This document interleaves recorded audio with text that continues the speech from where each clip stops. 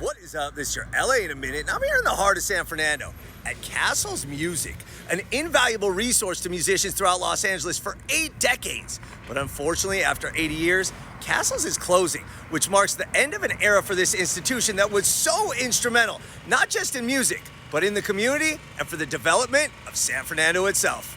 Let's get into it. For 8 decades, Cassell's Music stood as a cornerstone of the San Fernando Valley, a true Los Angeles icon whose influence reached far beyond its storefront.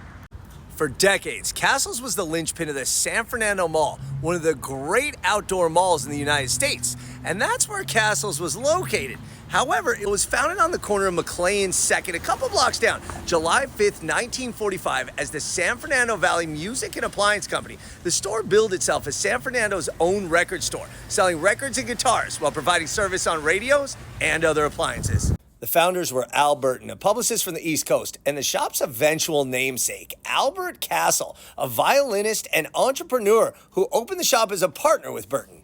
Business was robust, and by Halloween of 1946, they opened a second store at 1041 1/2 San Fernando Road, right about here, and they called it Burton Cassell Music Center, with this location focused mostly on buying and selling old pianos. By March of 1947, however, Burton left the business, and Cassell had sole ownership of the store that he renamed Cassell Music Company. As Cassell's expanded his inventory from guitars and pianos to flutes, ukuleles, and harmonicas, local musicians would flock to the store as a resource.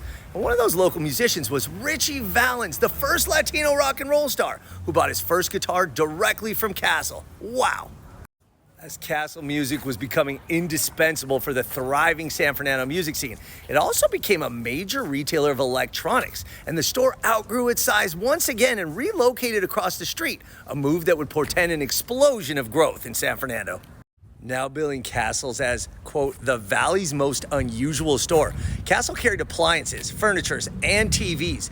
Cassell's growth was such that Albert Cassell led a major renaissance in San Fernando. Cassell was now heading up the Chamber of Commerce and spearheading the very development of the San Fernando Mall, which opened in 1966.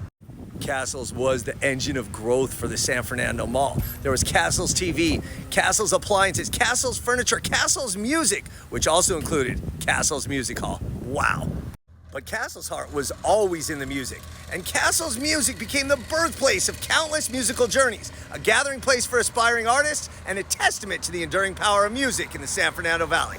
There was briefly a second location in Newhall, but by 1978, Cassell was ready to retire, so he placed an ad in the LA Times.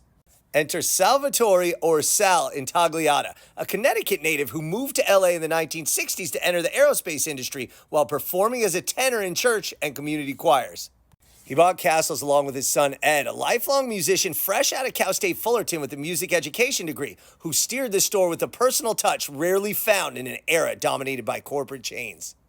In 1984, the store made one final move to right here at McClay Avenue and Lucas Street, in a location that was formerly a donut hut, and it's remained there to this day. Cassell's really was a one-stop shop for any kind of instruments you desire, from drumsticks to Mexican instruments like vihuelas, guitarrones, trumpets, violins, guitars, whatever you needed. Ed is here. Ed was here for more than 40 plus years, and that's why we celebrate Cassell's. Ed was then, as he is now, a man of the people, and he even learned Spanish to help with his diverse set of customers.